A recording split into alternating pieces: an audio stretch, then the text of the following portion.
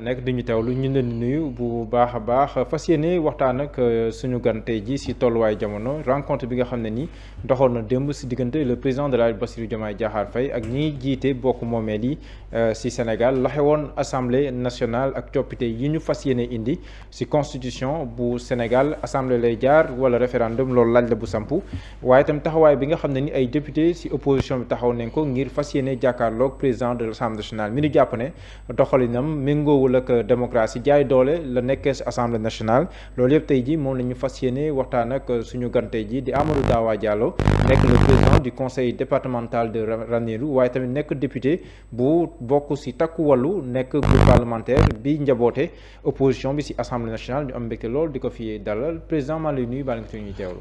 Mohamed nuyu naa la gërëm naa la aussi sant naa la si invitation bi. Profité nuyu borom kër gi aussi. suñu xarit. salaam nga xam ne c'est vrai que gëj nañ ko dégg tuuti salaam. mais xam nga rek comme que yéen macha allah yéen a ngi fii yéen a ngi téye kër gi nu mu waree. moo tax donc parfois ñu gëj ko kii mais xam naa suñ fa jógee incha allah dinaa fa jaar ma tooñ ko tuuti. incha allah incha allah waaw su ma booy la gëj naa ko dëgg. voilà moom moo war a kii ah. dëgg la waaw c'est vrai. alors donc nuyu waa Ranérou département de Ranérou ni si biir département bi ak diaspora département de Ranérou nuyu mbokk Sénégal yëpp nuyu waa groupe parlementaire Takku Wallu nuyu tous les honorables députés. De l'Assemblée nationale nuyu mbokk yi am di jàmm yi ak yëpp nuyu les compagnons aussi politiques ni nga xam ne ñu ngi ànd ak yéen depuis ba léegi sonn ñu taayewuñu si àndandoo bi ziar aussi nuyu aussi suñu kilifa diine ak aada ak cosaan yëpp nuyu également son excellence le président de la République Bassirou Diomaye Faye di ko ñaanal gudd fan ak wér ñaan yàlla aussi yéen bi OF si boppam ak premier ministre ak gouvernement bi ndax su lépp doxee sénégalais yi ñoo si gis seen bopp su mbir mi doxul aussi sénégalais yëpp ñoo koy sentir. waaw mais gannaaw président de la république ki topp si ginnaaw mooy le président de l'Assemblée nationale kooku tamit loo koy wax. oui oui ba xam nga non mais su ñuy waxee rek xam nga comme. Député assemblée nationale yëpp jàpp naa ni Ousmane Sonko bon ndagam sax si parlementaire bi la jaar. pour ñëw assemblée nationale dellu si assemblée nationale ñun loolu lañ jàpp au terme des dispositions de l'article 54 de la constitution dellu si am assemblée nationale xajam na lool. mais ndagam pour le moment conseil constitutionnel nee na du si addu. ba moo tax boole naa ko rek si député assemblée nationale yëpp ñi nga xam ne donc ñi nuyu aussi ziar leen. nuyu ko aussi loolu yàqul dara c'est un acte de grandeur aussi. d'accord mais président fii président de conseil départemental bi laay laaj ndaxte démb yaa ngi woon sa Diamniadio le président de la République c'est que yéen waxtaan bu yaatoo yaatu yéen ñi nga xam te nii yéen ay maire ak ay président de conseil départemental tey jii waxtaan boobu. lan moo nekkoon solo en tant que président de conseil départemental nga dem foofu ak lan nga jàpp bi nga fa jénnee. waaw liñ fa jëlee macha allah sant yàlla quand même bëri na. en terme nag d'engagement. loolu il faut que ñu préciser ko lool c'est des engagements. président de la République jagnal na dëmb. exécutif locaux yëpp. ni nga ko waxee président de conseil départemental ak maire ak tous les élus en général adjoint ñëw nañ si ay conseillers départementaux municipaux ñëw nañ si les membres de gouvernement ñëpp teew nañu pour présenter projet acte 4 décentralisation bi nga xam ne ñi ngi koy ñu ngi si doon liggéey boobu ak léegi ak surtout également ak projet pôle territoire yi loolu ñëw nañu expliquer nañu da ngeen association faîtière yi mooy association des départements du Sénégal association des maires UAL ñoom ñëpp jël nañ fa kaddu réel également jël nañ fa kaddu wax suñu attente ñun en tant que exécutifs locaux ci projet acte 4 bi et le pôle territoire mais je pense que président bi ma gis c'est un président qui est venu rassurer les exécutifs locaux. Pourquoi rassurer ginnaaw présentation bi nga xam ne ministre chargé des collectivités territoriales def na ko sur le projet de l'acte 4 et des pôles territoires mu profité félicité waale ko. félicité waale ko oui le ministre des collectivités territoriales. Président bi mu jëlee kàddu dafa jël ay engagements des attentes surtout des collectivités territoriales engagement yi lan la c'est-à-dire restaurer la dignité de l'exécutif local parce que ñun dañu jàpp par moment la dignité des élus locaux dañ ko bañ a fulaalal oui sooxantal jàppuñu leen ni ñu waree par rapport aux attentes des populations ndax mënoo wax tey développement à la base waxoo commune waxoo département bi mu jëlee engagement ginnaaw les doléances yi faîtières yi teg ci table bi liñ ci gën a jàpp mooy d'abord sanctuariser waxtaan bii nii at bu nekk jàpp nañ ni donc dafa war a am. ci ñu dëgg am au moins benn yoon au moins benn yoon. ndagam sax le président Macky Sall instauré woon na la journée des collectivités territoriales. journée d'échange avec les collectivités territoriales. bii tamit mun na ñëw dolli ko si yàqul dara. yàqul dara su ñu waxee élaboration développement à la base loolu moo tax. bi ñuy dalee foofu. ne su fekkee développement si base bi lay commencer yéeg vers l'état central donc à la kulli ñu jox leen aussi ay gëdd leen war. Il a pris des engagements par exemple sur le financement des collectivités territoriales. xam ngeen ne loolu jafe-jafe bu rëy la. dans ce pays le financement sax loolu jafe-jafe la. waaw bi ma si gën a noté sans être exhaustif li ma si gën a noté. mooy li ñuy wax l'indexation de la TVA.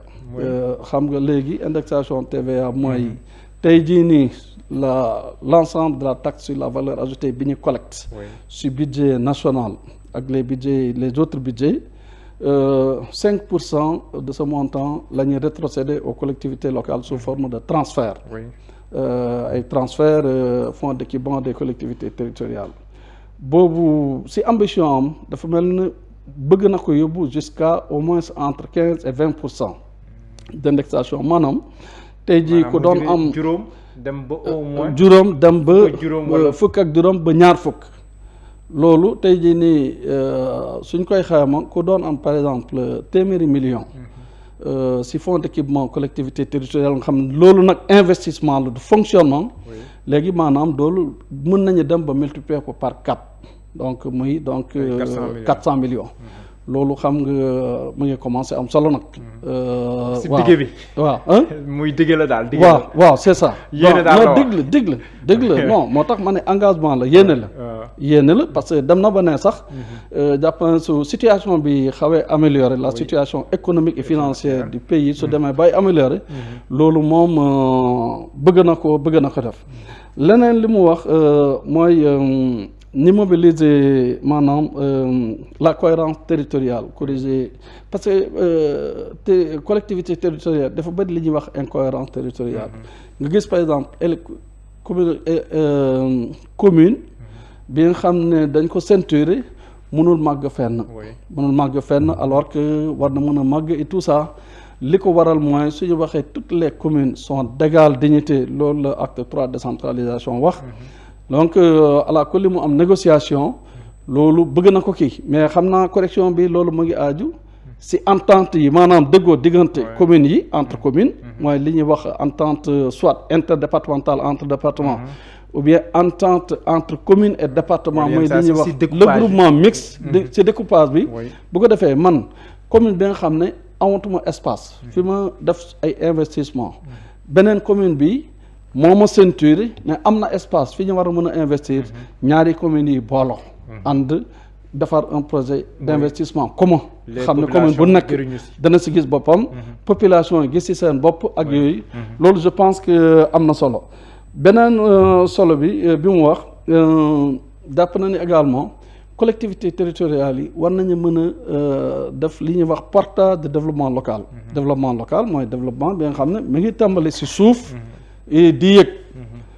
man mu am naa ci par exemple ay exemple tey jii nii su ñu waxee tey ministère de l'éducation mooy tabax ay salle de classe fële ci Lumbol Samba Abdoul ou bien ci Siyabe Wuro Balaw loolu xam nga pour man jaaduwul ce n'est pas logique su ñu waxee tey ministère de la santé mooy tabax case de santé amélioré ou bien poste de santé fële ci Mbembem dans la commune de Vélingara jaaduwul su ma jàppee tey ji fële ci Louga Thioli centre ministère ba tey mooy tabax poste de santé jaaduwul yooyu li ñuy wax déconcentration BCI maanaam budget consolidé d'investissement bi nekk ci ministère yi mais nañ ko wàccee ci collectivité territoriale parce que ñu actuellement ay hôpitaux rek lay tabax. waaw voilà yu mag mais yeneen yu ndaw yi mais yu ndaw yi ñu jaglal ko collectivité territoriale avantage bi ci am mooy bu nekkee ci wàllum éducation peut-être ay université ñu xaar ko ci état. jërëjëf mais li jëm ci wàllum école loolu collectivité yi jël ko en charge. jërëjëf parce que ñu ngi koy def actuellement ñu ngi tabax ay salle de classe di tabax ay cases de santé ay postes de santé ñu ngi tabax pas mal de choses yi nga xam ne ay parcs à vaccination parcs à bétail loolu su ñu waxee par exemple état central moo ngi koy tabax c'est problématique inconvénient bi ci am lan la da nga gis entreprise bu jógee Dakar contracté ak un ministère ak DAGE ñëw foofu di liggéey ñu ne maire bi amoo ci droit de regard maanaam liggéey bi jaar yoon jaarul yoon sa yoon nekku ci président conseil départemental amoo ci kàddu préfet amoo ci kàddu sous-préfet amoo ci kàddu ministère bee koy gérer ministère moo koy gérer est-ce que loolu jaadu na pour li nga xam ne lii ay dépenses de 30 40 50 millions. en revanche bu nekkee ne yéen a koy def. mais exactement yéen a gën a xam réalité dëkk bi. xam réalité bi mën a exercer les contrôles qu'il faut. parce que am nañu agent de région de développement bi nga xam ne. c'est le bras technique bi accompagne les collectivités territoriales dans la région.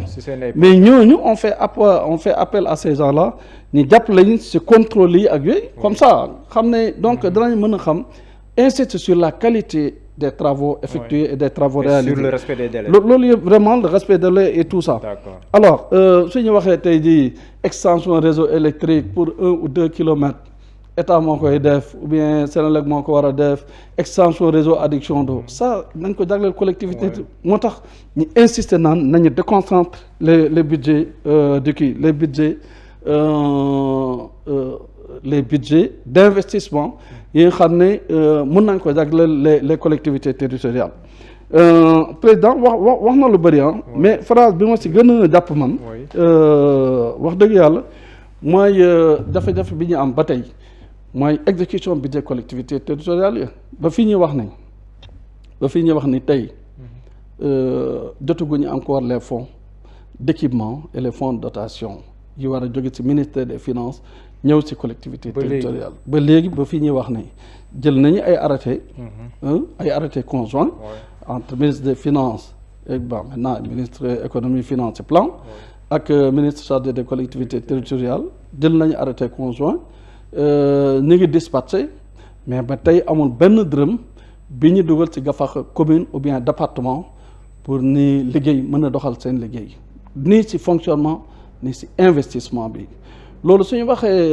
exécution budgétaire collectivité territoriale d'après le code général des collectivités territoriales et le régime financier dafa ne 1er décembre 31 janvier xam nga loolu moom amul donc mi-gestion weesu na ba léegi jotaguñu dara par exemple président nee na quand même loolu dana ko régler ça c'est fini il va instruire les autorités il va donner les instructions qu'il faut pour loolu wax dëgg yàlla ñu régler ko wax na également wax nañ aussi fiscalité locale département yi ba léegi amaguñu fiscalité locale ñun ba léegi transfert rek la ñuy am ci fonds de dotation ak fonds d'équipement mais amul benn impôt tey bi ñuy lever amul benn taxe bi ñuy lever au niveau départemental moo tax yéen donc loolu aussi nee na dana instruire premier ministre. mais communes yi ñu ngi jël ay juuti ak yooyu. waaw communes yi ñu ngi jël.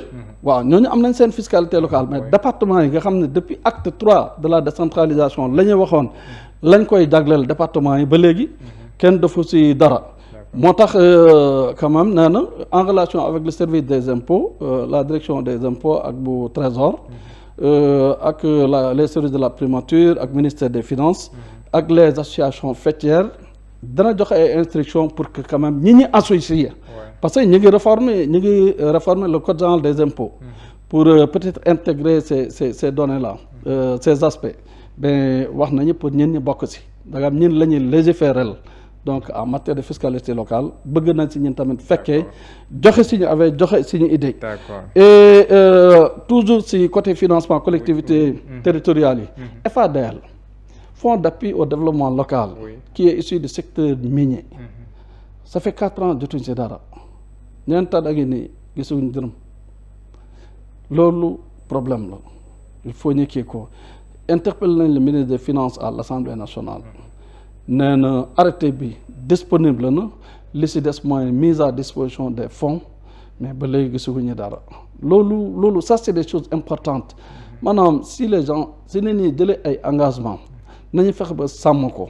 parce que développement local aussi jàpp nañu ñun du caaxaan c'est quelque chose de noble c'est quelque chose de sacré mooy li nga xam ne l'échelon le plus bas donc en termes de prise en charge des préoccupations des populations ma dolli la beneen ñu ngi exploiter gaz ak pétrole tey ñu ngi koy exploiter le secteur des hydrocarbures mi ngi génère ay ressources mais ni ñuy def FADL ci secteur minier mais nañu lancé benn fonds de développement des collectivités territoriales issus des ressources des hydrocarbures dañ ko voté parce que loolu yëpp day yokk capacité d'autofinancement de financement collectivités territoriales yi tout ça c'est des éléments yi nga xam ne tey jii suñu toogoon ak waa impôt si seen refonte seen refonte mooy nouveau code général des impôts bi concernant la fiscalité locale des départements et des communes donc loolu yëpp mën nañ ko si ñambaar sewale mais am na loo xam ne ni aussi indi na point d'interrogation à travers l'acte 4 de la décentralisation neen dem nañ ba ne baadu dañ si war a jaare reporter élection yi war a ñëw élection locale yi est-ce que après ndaje boobu yow am nga sentiment que boo moytul dina reporter élection locale yi di ñëw waaw man de li ma xam si réforme bi ñuy laam-laamee ni mooy réforme acte 4 li ma jàpp mooy est-ce que man aussi daanaka question damay laaj man tamit est-ce que actuellement temps bi des ak ñi dem élection locale normalement janvier diggante janvier février 2027 est-ce que temps bi maye na ko pour ñu mën a adopter la réforme de l'acte 4 de la décentralisation et les pôles territoires mettre ko en œuvre adopter ko Assemblée nationale ba promulguer ak yëpp et tout ça pour la mise en œuvre jàpp naa pour une question de cohérence réforme suy am na réforme bi jiitu élection bi comme ça su ñu demee élection xam ne les nouveaux mandats les nouveaux exécutifs dañuy démarrer avec l'acte 4 de la décentralisation comme demee woon 2014 avec l'acte 3 exactement 2014 xam ngeen ne donc 28 décembre 2013 la ñu adopté woon l'acte 3 de la décentralisation donc après ñu enchaîner avec les élections locales de 2014 bii aussi normalement dañ ko war a adopté ba pare soog a dem élection locale mais attention exécutifs locaux yi ñun dëmb wax nañu président de la République suñu association faîtière yi que balaa ñuy lancer le projet définitif la mouture finale bëgg nañu delluwaat encore ak état bi ministère des collectivités territoriales defaat waxtaan bu mujj pour finaliser tout ce qui est projet sur l'acte 4 de la décentralisation loolu ça veut dire que waxtaan yi président accédé na si demande boobu ça veut dire que waxtaan yi des na du coup bon ñoom ñoo war a mën a apprécier mais man su fekkoon man la maay lancer réforme mënuma organiser élection gaagaa adopté wuñu l'acte 4 de la décentralisation pour une cohérence pour une question de cohérence loolu leer na léegi ñu dem assemblée nationale président balaa di ñëw si modification bi ñu fas yéene parce que ba léegi ce n'est pas encore effectif xamul ndax président day promulguer wala ndax dañuy dem référendum mais am incident bu fa am Abdou Mbow bëgg a jël kàddu ñu ne ko doo ko fi jëlee Mbicog Mballo ñu ne ko rek fay jëlee après ñu génnee ko takk der yi dugg président Dawa Diallo moom yenn micro yóbbu mais loolu lépp lan la ñu koy expliquer lan mooy justifier yéen comportement bi ngeen am keroog à l'Assemblée nationale te ñu koy wan nii ci image yi. waaw Assemblée nationale man jàpp naa li ma ci bëgg a wax mooy Assemblée nationale d'abord. waaw fu mu toll yaa ngi noonu di yóotu Abdou Mbow micro yi. waaw dëgg la. dama jàpp ne assemblée nationale. maanaam du royaume. ce n'est pas un royaume. l'assemblée nationale. on n'a pas élu un roi comme président de l'assemblée nationale. ni ngi fal un président de l'assemblée nationale bi nga xam ne. qui est passé par la fenêtre. jaaru ci buntu bi jusqu'à preuve du contraire. dagam légalement ba léegi kenn waxul weex na ou bien ñuul. puisque ku ne je suis incompétent pour me prononcer kooku moom joxul kenn dëgg daanaka. dafa dagg la part en deux comme on dit. mais toujours est-il que royauté mënu fa nekk. maanaam ñun suñu charte c'est le règlement intérieur. règlement intérieur maanaam mun nañ ko méngale ak Mimia. bu Seydi El Hadji Malick Sy. mun nañ ko méngale ak alxuraan ou bien Bible. bii mooy téere bu mag bi à l'Assemblée nationale. lépp li nga xam ne fonctionnement assemblée nationale procédure ak yooyu tënk nañ ko ci document bi ci règlement intérieur bi waaw donc article 84 83 et 77 ñoom ñoo régir li xewoon keroog assemblée nationale dañu ne député maanaam suñu examiner texte bu jógee en commission suñ koy examiner ci plénière bi. su rapporteur général de la commission des lois lire rapport bi ba pare kii am lu mu si complété le président de la commission des lois ak l'initiateur du texte en l'occurrence fii ñoom c'est le groupe des Ayib Daffé ñoom ñoo initié woon texte bi député non inscrit ou bien deux groupes parlementaires légalement constitués am na droit laaj li ñuy wax question préalable te am na droit jël parole xam ngeen donc la première fois jox nañu Abdou Mbow parole dem na wax 5 minutes bi mu waxee ba pare ñu jox kàddu président commission des lois tontu ñu joxaat kàddu président ceux qui ont initié le projet la proposition là ay dafe tontu wax ensuite ak rapporteur général wax ñi laaj gouvernement bi ndax dana jël kàddu ñu ne gouvernement bi soxlul moom naan donc jëlul kàddu pour le moment Abdou Mbow ñëwaat bëgg a jëlaat kàddu foofu mooy incident bi foofu nag moom il faut nga reporter wu ci article 83 bu règlement intérieur 83 bi nga xam ne suñ ko jàngatee maanaam dernier alinéa bi non avant dernier alinéa fi ñuy wax bi ñuy waxee ba pare bi ñuy waxee ñi ma la cital bi ñuy waxee ba pare ñu ne seul l'auteur de la question préalable peut se prévaloir de la faculté ouverte par l'article 79 alinéa 2 du présent règlement intérieur maanaam ki laaj question préalable bi su ñëpp waxee am na droit jëlaat encore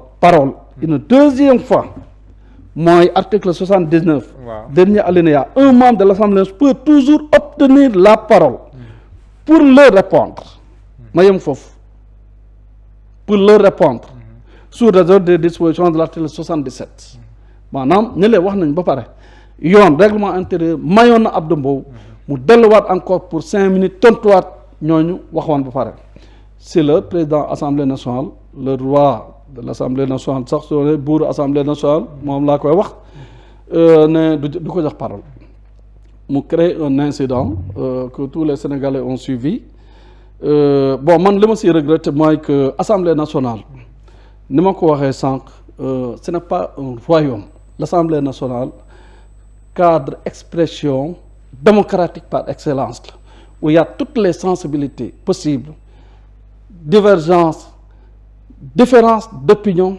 d'avis yi nga xam ne loolu yëpp dañ ko muule te ñu xam ne aussi Sénégal ñun sénégalais démocratie maanaam mooy lii daw suñu yaram mooy suñu deret le sang qui coule dans nos veines là c'est l'expression de la démocratie maanaam fii kenn mënu fi reculer loo d'un iota la démocratie bi nga xam ne dañ ko sos nas nëcc ci réew mi ce n'est pas possible donc un comportement d'un roi et autre loolu mënul dal la assemblée nationale. ñoom da leen di opposer l'article du règlement intérieur bi di wax ne que benn député mënul jël kàddu lu dul ne dafa am ndigalu le président de séance. waaw d'accord oui moom mooy c'est lui qui préside au débat.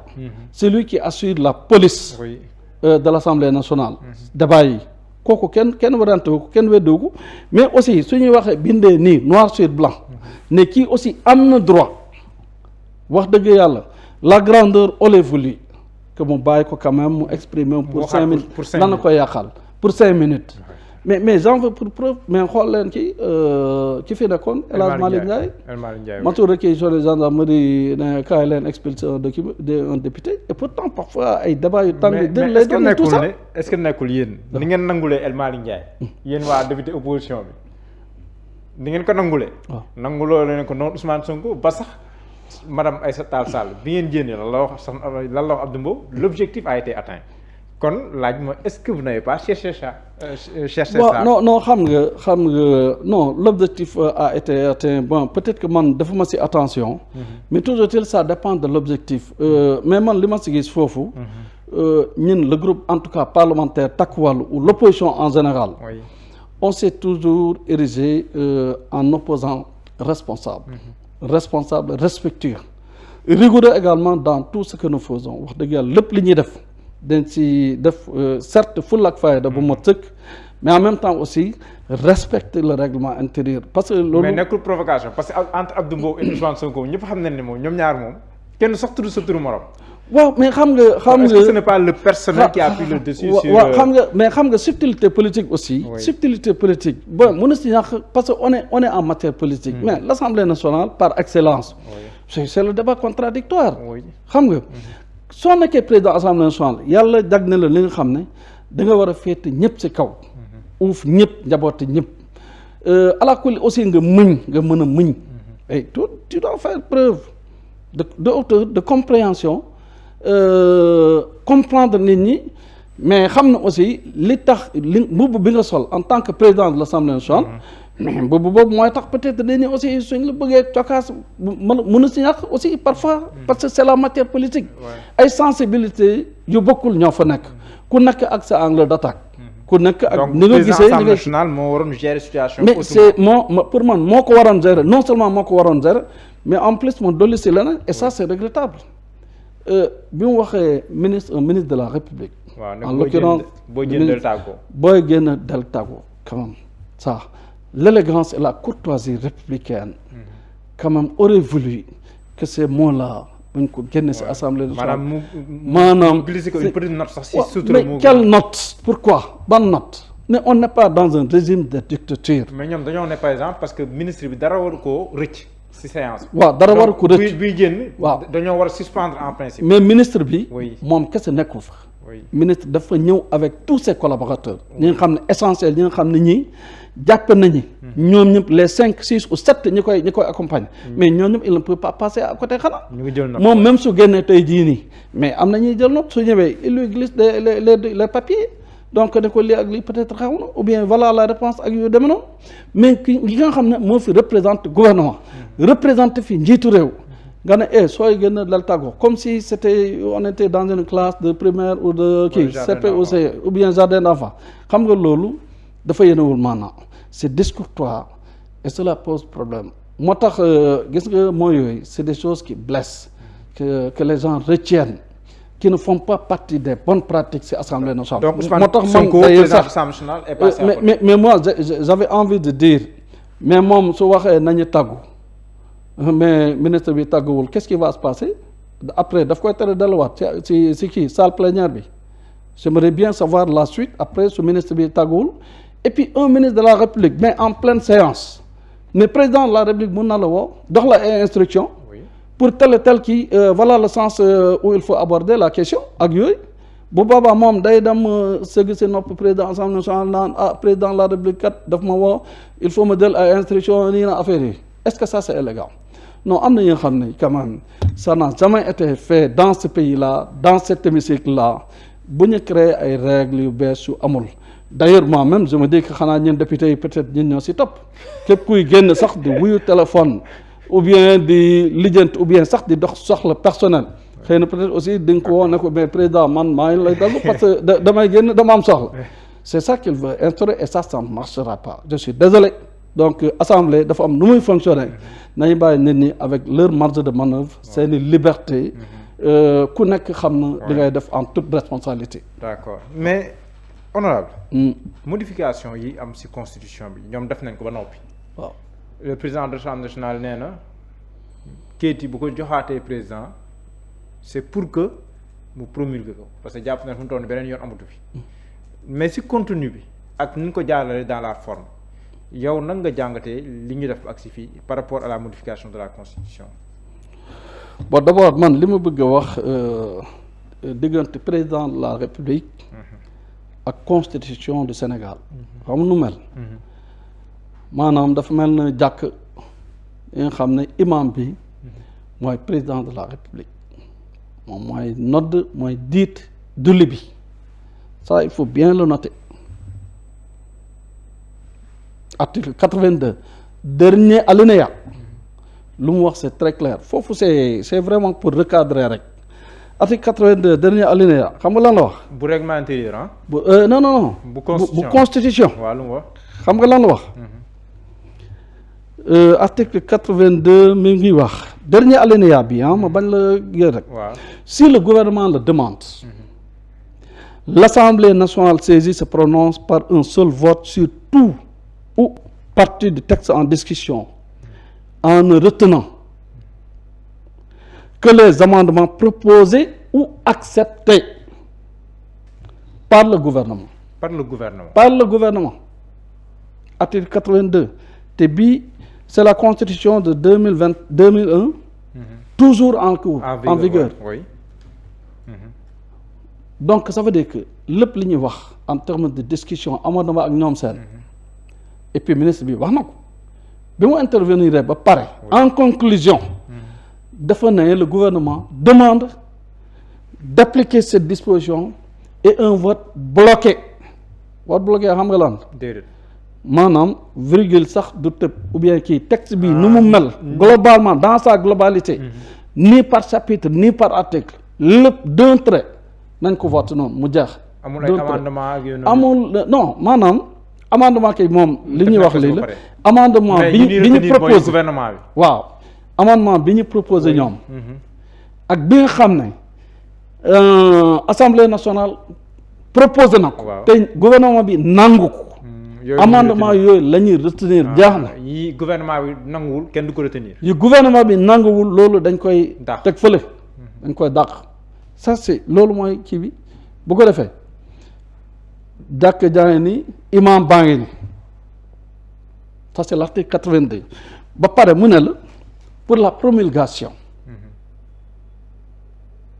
maanaam procédure fan la ñuy jaar ba adopter révision bi ñu renvoyer la fi ñuy wax article 103 bi yoon ñu ne la révision est définitive après avoir été approuvé par référendum révision constitutionnelle par référendum mais ñu ne président de la République toutefois le projet de la proposition maanaam li nga xam ne si nguur gi la jógee exécutif la jóge ou bien assemblée nationale la jóge su dee projet nguur gi la su dee proposition assemblée n'est pas présenté au référendum lorsque le président de la République décide de le soumettre à l'Assemblée nationale. Donc la dernière décision également si adoption bi lui revient. Donc ça veut dire que fële amendement bu mu nangu ak bu mu nangu ak bi mu présente proposé yooyu ñooy jàll article 82 dernier alinéa fii article 103 mu ne soit référendum moom mooy joxoñ ou bien assemblée nationale mooy joxoñ tamit dans tous les cas quel que soit nag fi mu mënta jóge soit ci nguur gi exécutif ou bien législatif xam nga foofu donc mooy jiit jàkk na mooy imam bi mooy jiite mooy joxoñ et en dernier lieu le président de la République constitution moo ko jagleel ses pouvoirs loo tax ni président de la République c'est la clé de voûte des institutions loolu mu ngi ci constitution bi article 42 dafa ne président de la République mooy gardien de la constitution. loolu bëgg nañ koo dindi sax ñoom. loolu sax ñoom bëgg nañ ko waaw mais même suñ ko bëggee dindi ndagam bokkul ak les amendements acceptés par le président de la République du jàll parce que lii nii su demee conseil constitutionnel ñoom ils sont les garants de la constitution ñoom dañuy lire li nekk ci constitution bi lire li nekk ci proposition bi xool est-ce que méngoo na lu ci méngoo rek lu ci àndul rek dañ koy delloo ne on revient à mbirum Pastef moom ak li ñu def ni yëpp day maa ne waat naa ci yàlla kooku maa la ko wax c'est-à-dire que kuy jiite moom ki nga xam ne jiite na mooy imam bi ak yooyu. waaw ki war a joxe ndekki moom boo ko njëkkee yow. mais voilà jërëjëf donc kooku moom ça c'est terminé ay bon bind naa ko nee naa ko na promulgué nii na affaire parce que ñoom jurisprudence la ñuy wax bu conseil constitutionnel si benn décision mu jëloon je pense en 2005 wala 2006 ñuy waxee ne que bu nekkee nii ko adopté noonu lañ ko adopté à l'Assemblée nationale loolu moom léegi amatul beneen pexe bu dul promulgation loolu moom la def mais même bu nekkee am na yeneen juristes yu jàpp ne président Assemblée nationale dafa juum kon le débat est ouvert. mais non mais attends xam nga liiral naa la daay. dernière phrase bi si sudali dans ce cas xam nga fii nii adoption la ñuy wax. waaw soit par référendum. président de la République mais moom par référendum la koy adopté. ou bien par voie parlementaire. du dëgg ñu ne su fekkee par voie parlementaire la. Le projet ou la proposition n'est approuvé que si réunit la majorité des 3/5 des suffrages exprimés. Mais président mooy joxoñ ba tey. moom mooy wax. nii laa ko bëggee après ñu soog a. exactement te loolu ministre bi wax na ko. il a dit oui. ministre dinaa na président de la République. si courrier si lettre bi nga xam ne adressé na ko assemblée nationale. mais nee na leen révision constitutionnelle bi référendum la koy jàllale. il l'a dit. ñëpp déglu nañ ko. donc ça veut dire que moom le président a décidé. te fu mu nekk nii lii article 103. donc mooy imam bi mooy jiite su paree sëlmal ba pare mooy def ñaan. waaw ku mu neex nag nangu ñaan yi ku mu neexul am nga droit bañ de man voilà nangu ma ñaan. mais lii moo fi am. et la constitution là. lii tout le monde y compris l'Assemblée nationale y compris le président de la République. Effectivement. Donc lii on ne peut pas déroger à cette constitution là. D'accord. waaw donc xam nga en conclusion lan la teg maanaam sooy modifier constitution il faut nga ànd ak président de la République. pour mën a ànd. waaw pour mën a ànd. ak majorité boo mënti am. quelle que soit la majorité parce que moom constitution bi lii moo ko jagleel moo ko may. waaw mënoo nekk clé de voûte garant du fonctionnement des institutions. ñi lay nawal daal aussi quelque part loolu mënul nekk amul sens ce n'est pas que ay subtilité pouvoir ou bien le pouvoir est trop déséquilibré yooyu ay wax la mais il faudrait bien qu'il y ait quelqu'un qui dit en dernier lieu stop dañu arrêté suñu gisee mbir mi fu mu jëm baaxul lui c'est le garant de la constitution c'est la clé de voûte il dit on arrête donc léegi lii la ñuy def te lu mu wax léegi loolu mooy antu.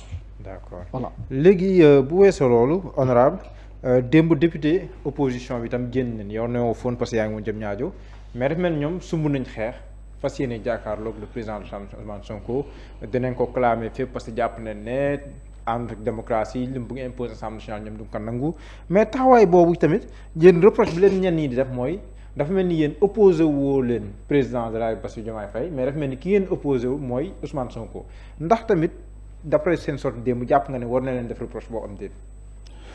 waaw xam nga bay Ousmane Sonko parce que Ousmane Sonko moo ñun assemblée nationale la ñu nekk. et assemblée nationale cadre d'opposition par excellence. loolu moom wax dëgg yàlla foofu la opposition bu fekkee baax. je pense balaa ñuy wax ay waxu parti politique nanga tout ça reflet maanaam société bi. ci assemblée nationale lañ koy retrouver. donc man loolu bettuma ñu ne l'opposition s'oppose au président de l'Assemblée nationale pour la simple raison que moom actuellement seen parti wax dëgg yàlla moo nekk aux affaires ñoom ñoo gagné woon élection présidentielle gagné élection législative nekk aux affaires di doxal li nga xam ne mënuñu fexe ba mu dox par ailleurs mais moom dara dox fi wax dëgg yàlla amoo fenn fi ngay laal ba ne fii moom ça va tane na déedéet mukk képp ku wax te waxal yàlla moo tax ku ko bañ rek génnal nga def sondage dans ce kii di ci dëkk bi ci mbedd yi génnal rek def sondage dana nit ñi est-ce que ça va est-ce que yëf yaa ngi dox ou bien doxul wax dëgg yàlla sur 10 personnes interrogées mën nga am chance 6 ou bien 7 yi na la dara dox et c'est vrai loolu aussi li ñuy dund la li ñuy dund parce que on est avec la société on vit avec les populations su ñu waxee par exemple bi ñu ñëwee ak léegi 2 ans ngi nii dërëm jógewul ci nga fàkk état dem si ñi nga xam ne bénéficiaire bourse sécurité familiale est-ce que loolu dañ ko mën a nangu mais Mohamed ñëpp amuñu chance am emploi liggéey nekk ay fonctionnaires ou non fonctionnaires liggéey ci collectivité territoriale liggéey ci organisme public yi tout le monde n'a pas cette chance. Oui. Mais par contre sénégalais yi yëpp mais ñoo yem ay droit ci seen réew ils ont un droit économique ils ont droit à la protection sociale ak yëpp am nañu droit seen nguur jàppale leen suñu maree suñu xiifee ak lépp mais bourse sécurité familiale mais loolu moo ko taxoon jóg fondamentalement ñi nga xam ne école dafa doon ubbi seen poste jotul seen ginnaaw ñu jagleel leen les bourses de sécurité familiale pour ñu inscription xale yi loolu nga ñëw depuis 2 ans nga toog si ne 1 franc duma ko génne et ça reflète ces 500 000 familles sénégalaises ñoo si doon jëriñoo xoolal ma par exemple bien que cette kii demal si monde rural bi bu sécurité bàjjenu gox yi les chefs de village ñu doon fayeku chaque mois 50 000 francs chef de village nga xam ne amul salaire amul dara te pendant ce temps ben ñu ngi laal seen ay fonds politique. ba si assemblée sax fu mu toll nii. ba si assemblée sax fonds politique yi ngi fa. mais ba si assemblée bien sûr. ñoom daa mel ni bu président rek lu ñuy tudd de ñoom. non mais bu président la ñuy tudd parce que xëy na peut-être boobu moo nekk à l'actualité et puis pour lu tax bu président la ñuy tudd léegi mais man kan moo fi toogoon ne képp ku fi tudd waxu fonds politique. Ousmane Sonko. ma yóbbu la kaso. moo porte la plainte. moo ko fi waxoon. waaw du wax na ko. waaw mu ñëwaat assemblée nationale. am na 1 milliard 700. am na 1 milliard 770 millions de fonds politiques. oui. d'ailleurs ñu ne mais est-ce que par trimestre la. puisque exécution budget état. par trimestre la. c'est des ressources trimestrielles mises à disposition trimestrielle. mais 1 milliard 770 millions. soo ko rapporté à 4 trimestres. yaa ngi c'est 7 milliards et quelques. 7 milliards et quelques de fonds politiques jusqu'à preuve du contraire loolu pourquoi lu tax kenn waxu léegi lañ ko wax maanaam bi mu jógee primature ñëw fii léegi lañ ko wax. assemblée nationale tam am na foofu fonds politique. non attends assemblée nationale. xam nga assemblée nationale dafa am règlement financier bu bees. oui le règlement financier c'est l'arrêté numéro 15. du 17 octobre 2025. oui octobre 2025. octobre 2025 bii passé. oui dañuy defaraat règlement financier. kooku aussi bon ça c'est à porter au crédit du président Malick Ndiaye. biñ ko réformer ba pare lal yëpp budget assemblée nationale nan la tëddee nan la loolu ci répartition et tout wax les acteurs chargés de l'exécution nan na ko exécuter wax ba ñu koy saytu contrôle ak ñoom seen bi ñu ñëwee si article 17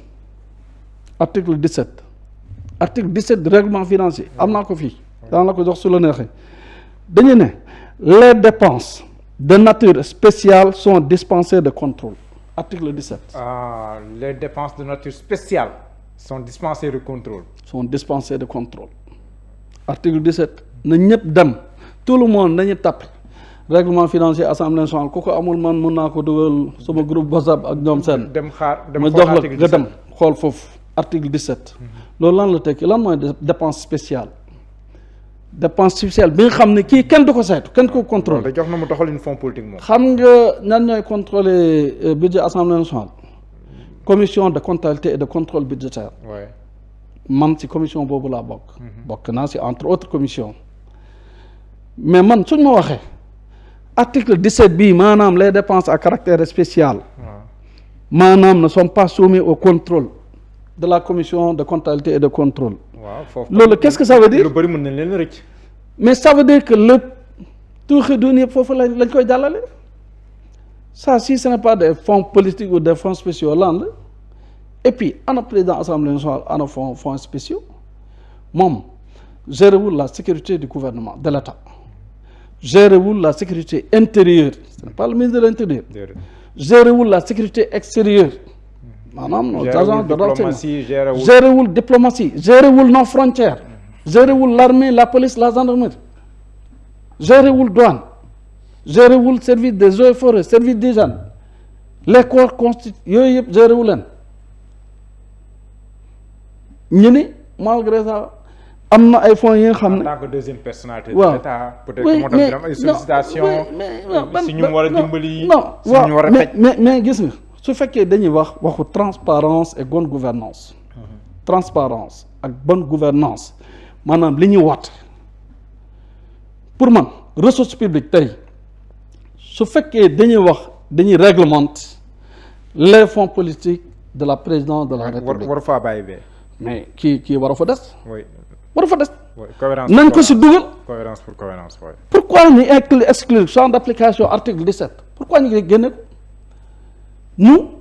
nous à l'Assemblée nationale je vais proposer à notre groupe. oui. parlementaire. d'introduire un amendement. waaw au nom de Jub Jubal Jubanti. au nom de Jub Jubal Jubanti. dugal ne lii nii désormais. mais nañ ko spécifier tracé ko ba xam chaque centime d'un Sénégalais. Oui. de l'impôt d'un Sénégalais fan lañ koy dugal. D'accord. donc ça c'est une question de transparence sur la gestion des ressources publiques. oui. ñoom ñoo ko wax ñun ñoo ko wax de. Jub Jubal Jubanti. et puis xam nga fépp fi ñu wax fii dafa lëndëm. bu ko kenn jege. mais c'est un climat de suspicion. oui. ñaaw njort da ciy am. forcément donc bu ko defee. nañu ubbi nañu waxtaan ba xam finalement loolu fan lay mujjee. d'accord beneen point bi ma noté ba tey ci assemblée nationale xam ngeen trésorier général. mooy comptable assemblée nationale. waaw moom bi nga xam ne mooy rek xaalis assemblée nationale. moom at bu nekk chaque année fin d'année day déposer li ñuy wax compte de gestion. compte de gestion mooy li nga xam ne bilan financier bokk. xaalis bu dugg xaalis bu génn lan moo des ci caisse assemblée nationale saytu loolu yëpp ci ay pièces comptables ci ay chiffres dajale ko loolu mooy compte de gestion mais à côté ki nga xam ne mooy ordonnateur budget bi est-ce que xam nga ne état nguur gi dafa am compte administratif état compte CGAF yi nga xam ne état ñun collectivité territoriale dañuy defar compte administratif en tant que ordonnateur les présidents de département les maires les organismes publics ñoom ñëpp dañuy defar li ñuy wax ay état financier ak compte administratif ñaari compte yooyu ñooy ànd soo comparer les données le montant des engagements montant liquidation ordonnancement paiement ak lan moo des ci gafak yi trésorier bi moom day génn compte de gestion mais président assemblée nationale danañu moom situation d'exécution budgétaire fin d'année rek fin d'année lay génne ba pare ñu ne loolu dañ koy soumettre ci commission comptabilité et contrôle mais ñun amuñu pouvoir de sanction suñu amoon pouvoir de sanction ñu ne hey voilà on sanctionne le comptable parce que daf na li neen commission boobu dafa nekkoon en inertie bu yeba d'accord dans un sommeil très bien d'accord mais bi ñu faloo waaw lañ ko réactiver mi def liggéey jërëjëf commission bi nag dana la xamal lan c'est une commission à caractère purement administratif xam nga lan la ñuy def ñun man fa laa nekk dañuy saytu les rapports trimestriels yi ñuy jot exécution bon évaluer ko et tout ça s'il y a quelques manquements par-ci par-là on fait des recommandations adressées au président de l'Assemblée nationale bon et puis généralement yi nga xam ne qui ne tiennent pas xam nga lan mooy dëgg gi Cour des comptes mooy dépositaire du contrôle des comptes administratifs et des comptes de gestion loolu moo tax ñu créé Cour des comptes yow maanaam Cour des comptes dafa dugg Cour des comptes Assemblée nationale ndagam ay ressources publiques lañ fay exécuter c'est des deniers publics su ma impôt la sa impôt la impôt ménagère bi nekk Woyndu Makam ñooñu suñu liggéey ba pare dañu war a jëbal compte administratif du président de l'Assemblée nationale ordonnateur du budget de l'Assemblée jël compte de gestion trésorier Assemblée nationale boole leen ñoom ñëpp jëbal ko Cour des comptes mais saytu leen ko comme ni ñuy saytoo compte de gestion état loi de règlement mais état la compte gestion état financier c'est les organismes publics c'est les collectivités territoriales mais lépp Cour des comptes lay mujj mais nañ jël compte yi débal ko Cour des comptes foofu aussi il faut que l'Assemblée pour une question de transparence ñi def introduire benn amendement pour dire que désormais nañu yóbbu compte de gestion yi ak compte administratif de l'ordonnateur fële ci Cour des comptes ñu saytu ko pourquoi parce que c'est des deniers publics xam nga fii xam nga lan la ñuy wax non Cour des comptes amul droit contrôler kii législatif c'est quoi ces histoires là yow nga exécuter des deniers publics des ressources publiques avec l'obligation de rendre compte du contrôle jubal jubante nga naan non man kenn du ma contrôler loolu de quel droit fan lañ ko teg mais laaj mujj bi président inspecteur du trésor nga wàllum restructuration bor bi on en parle faut-il ñu dem si wala war ñu see dem keroog sax le ministre Cheikh Diba am na leeral ñu si indiwaat par rapport tamit ak beneen sortie bu beneen ministre dafa wax ne ko bu ko laajee nañ si dem après on a recadré fi ñu toll nii jamono ji Sénégal yaa ngi wax métti na amaguñu programme ak FMI la dette cachée on n'en parle plus comme avant ça avait fait débat temps yee ne mais fan leen war a jëm ak bor bi. bon li ma bëgg a wax d'abord dette cachée enterré nag dañ ko gas ba 7e sous-sol suul ko fa def si béton armé mais dette cachée man xaw ma kan moo ko wax man moom même su ma ko doon wax c'est parler en tant que chef de parti waxuma en tant que membre gouvernement de ndagam sax bi ma toogee casquette premier ministre bi laa soloon mais ministre ñi toog fii porte-parole du gouvernement ministre de l'économie yaakaar naa suma jumul ak ministre de la justice ñoom ñëpp de dette odieuse bi quoi waaw oui dette cachée dette odieuse tout ça yëf yi daal maanaam voilà ñu ngi wut daal ay porox ndolu ça veut dire que tey jii nii on est en droit de dire que tey jii wax dëgg yàlla dette cachée moom ñoom noo ko yëkkati woon gas nañ ko suul toog nañ si voilà man loolu mooy sama gis-gis kooku benn la ñaar les rapports Mazars laaj nañ ko ba dee ba bëgg a dee laajte nañ ko en plénière laajte nañ ko en commission amoon li ñu deful dem naa ba ne mais su fekkee c'est des rapports classés top secret ou secret défense daañu ko wax. ngeen noppale ko. non du ñu noppale ko. parce que dañuy ne député amul benn opposition ba nga ko mën a defal en terme de secret ou de confidentialité. même secret défense. Ban secret défense dañuy ñëw voté budget ministère de la défense des forces armées. ñoo koy voté. ren sax def ngeen suñu voté wul suñu voté wul du jàll de.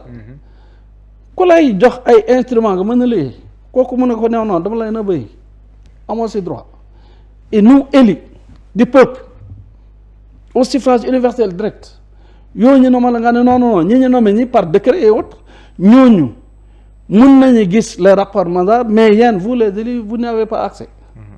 De quel droit on dénonce ça on ngi koy dénoncer encore à niveau et j'exige que ñu publier ko. Au-delà de la publication nañ ko mettre à la disposition des députés de l'Assemblée nationale qui l'ont demandé. C'est une question de justice et d'équité et de droit nañu respecter signal ak yelleef nos droits notre fameux droit d'ailleurs à l'information du ñu ñoo voté fii la loi kii sur l'accès à l'information. waaw sur l'accès à l'information waaw et puis si on dit qu'un député on ne peut pas lui opposer une confidentialité de kii kooku moom xanaa ça veut tout dire. léegi li si des.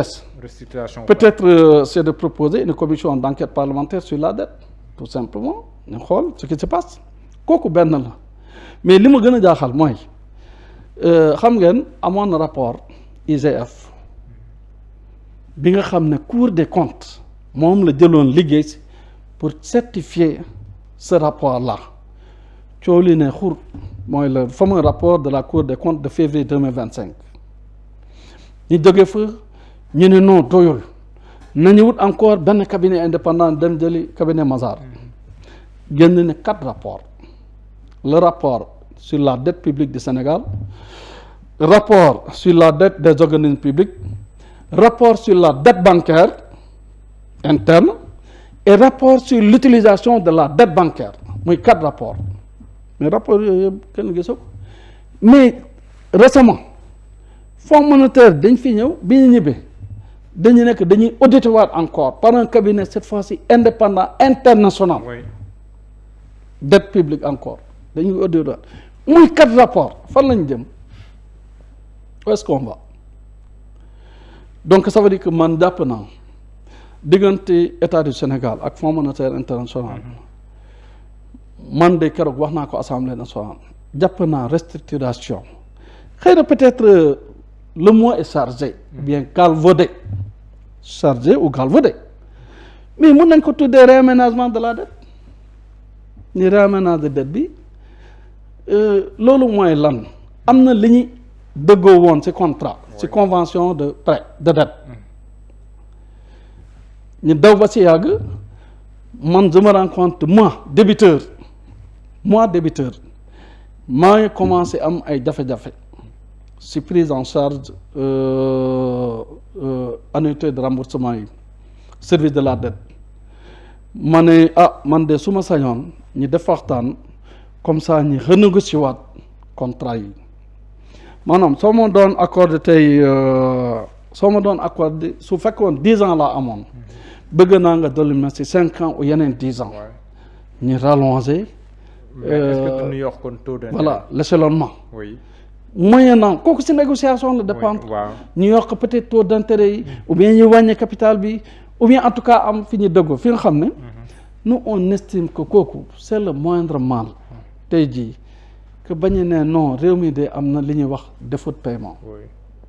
défaut de paiement marge d'Italie loolu perte d'image en termes d'image dafa rafetul.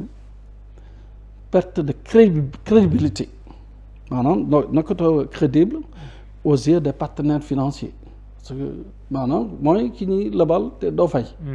waroon nga fay sa échéance jot na. loolu moom sàmmoo ko respecté ko loolu. ëpp naa def pour moom ñu lebal la dina waaw xam nga bu boobaa kon gars yi dañuy tey seen bopp. rax si dolli fu mu nekk nii ñun si ñu note souveraine mu ngi si plus CC. da koy dina dégradé waaye. 3C. donc tey jii soo xoolee Sénégal maanaam ñun fi ñu toll on n'est pas un pays en guerre nga comparé ko ak certains pays de la sous-région en guerre mais daanaka ñoo tolloo parfois sax ñooñu tañu sur des indicateurs économiques parce que moi aussi je suis député du CIP comité interparlementaire de l'UEMOA on a les données de l'UEMOA qui comparent les 8 pays membres seen ratio seen dette seen ceci et tout ça seen PIB seen taux de croissance inflation ak yëpp mais on a tous ces indicateurs là mais on voit que Sénégal mi ngi dégraisser mi ngi régresser tout le temps et ça c'est pas bien gis ngeen dëmb bi ñu waxee on a levé 200 et quelques milliards mais à un taux de combien de 8,% ñu ne la même période Côte d'Ivoire levé na ci marché UEMOA à un taux de 3,63%. 3,63 ba 8% pour le Sénégal. Donc sans compter le rapprochement des maturités des annuités de remboursement. fu mu nekk nii moom gars yi dañuy dóoral benn 1 an 2 ans 3 ans 5 ans bi c'est exceptionnel. Regardez la structuration des dettes qu'on lève, des prêts, des emprunts qu'on lève dans l'UEMOA. Tout ce qui est duré de plus de 5 ans, les gens là ne sont plus enclins. Ouais, c'est vrai. 5 ans, vous allez voir, vous comparez aux 1 an, 2 ans là, il n'y a pas photo, vous allez voir les courbes. Ça saute aux yeux. Ça veut dire que ça, c'est une question peut-être de confiance qui commence à se poser. Mais nous bëgguñu notre pays, notre cher pays, on tient à ce pays. Li ñu mën nag mooy xelal conseiller. Si as tuut bi nga xam ne yàlla jaglal nañ ko si gis-gis ak vécu ak xam-xam ak gëstu loolu moo tax on propose que su fekkee ñoom natt nañ parce que une chose c'est de dire du ma restructurer mais autre chose c'est nga tegal ñi li nga xam lu leer la lu leer nañu la. D'accord. C'est pourquoi je pense que même cette question-là l'Assemblée nationale doit se saisir de ça war na mën a kii ñi dem dugg ci affaire dette bi dëggantaan gëstu ko saytu ko nu mu waree comme ça bon ñu xool c'est quoi les perspectives. en tout cas président amoon naa mbégte lool dalal la waxtu fi jeex na tàgg mais waxtaan bi neexoon na yan kàddu mu ngay tàggatoo ñu doon teewlu. Ben tàggatoo xanaa j'ai pas sentir le temps passer. Tellement que c'est passionnant macha allah. Bon comme d'habitude tàggatoo bi. mooy que d'abord c'est de lancer un appel. Un appel aux forces vives. ñëpp ñi nga xam ne tey jii réew mi soxal na leen. D'abord sur la constitution. jàpp naa su ñuy waxee charte fondamentale groupuscule de personnes génn ne dañ koy retoucher laalaat en profondeur jàpp naa loolu jàdduwul li nga xam ne li ñëpp bokk parce que la constitution nous appartient à nous peuple sénégalais président de la république moomu ko premier ministre moomu ko président assemblée nationale moomu ko ñun naa ko moom nous les citoyens. Pourquoi la meilleure façon d'adopter qui ce n'est pas par voie parlementaire dem leen référendum c'est pour permettre au peuple de s'exprimer donc mais nañu def waxtaan d'abord de large concertation sur des points yi nga xam ne sinon climat de suspicion rek lay jur léegi kii mi ngi calculer lii su jàllee galgal su jàllee moom danañ si am problème l'actuel président loolu la calculer probablement kii tamit mi ngi calculer su ma deful li suñu dissoudre assemblée nationale qu'est-ce qui va se passer demain maanaam limitation du droit de dissolution du président et en même temps maintenir la possibilité pour assemblée nationale daaneel gouvernement bi à travers les motions de censure xam nga loolu ça c'est contradictoire sur la nomination des juges constitutionnels ki nga xam ne dañ ko fal le gardien de la constitution président de la république nga ne non man ak moom ñooy tolloo mbagg ak mbagg mais ana cër kon bi ñu delil président de la république xam nga yooyu li ay waxtaan yi ñu war a lal donc constitution bi nañ ko waxtaanee nañ ko yóbbu si arba par bi chaque sénégalais prononcé aussi suñu paree ñu dajale yëpp def benn moteur ñëw lal discussion Sénégal c'est un pays de dialogue lépp si dialogue lay mujj on a vécu des pires moments beaucoup plus difficiles mais lépp si table bii la mujj qui crie que danañ organiser élection présidentielle 2024 et pourtant c'est fait dans un délai extrêmement court et en 48 heures on avait les résultats de l'élection présidentielle c'est ça la force du Sénégal de ce pays donc nañu lal waxtaan sur la constitution man en tout cas loolu laa kii leneen li sant la gërëm la yow ak toute ton équipe sant sénégalais yëpp ne leen nañu xool ci kanam nañu jublu ci liggéey bi liggéeyal ce pays a besoin de travailler gis nga les palabres politiques là s'il vous plaît nañ ko bàyyi assemblée nationale mais ñi nga xam ne dañ leen jox ay responsabilités étatiques ñu war a doxal réew mi nañu liggéey ñu bàyyi parparloo bi. D'accord. En tout cas c'est sur ces mots que je voulais conclure nuyuwaat à nouveau les chères populations du département de Ranérou. Oui, c'est important. Qui m'ont porté à l'Assemblée nationale et à la tête de la présidence du conseil départemental. Nuyu aussi tous les maires du département de Ranérou sans exception. C'est important. ay jàmbaar lañu ñu ngi liggéey ñu ngi nefi dans la limite de leurs possibilités et de leurs moyens.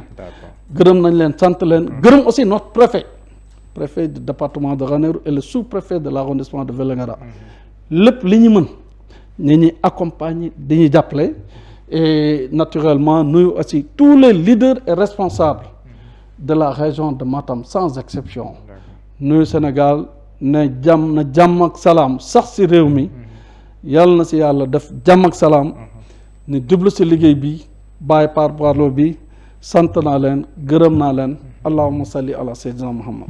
jërëjëf président Amadou Dawa Diallo mën naa mbégte lool dara may fàttali député nga aussi à l'Assemblée nationale bokk groupe parlementaire Takku Wallu noonu laa am mbégte di jàkkaarloo ak yéen muy suñu programme jaa ngeen jëf.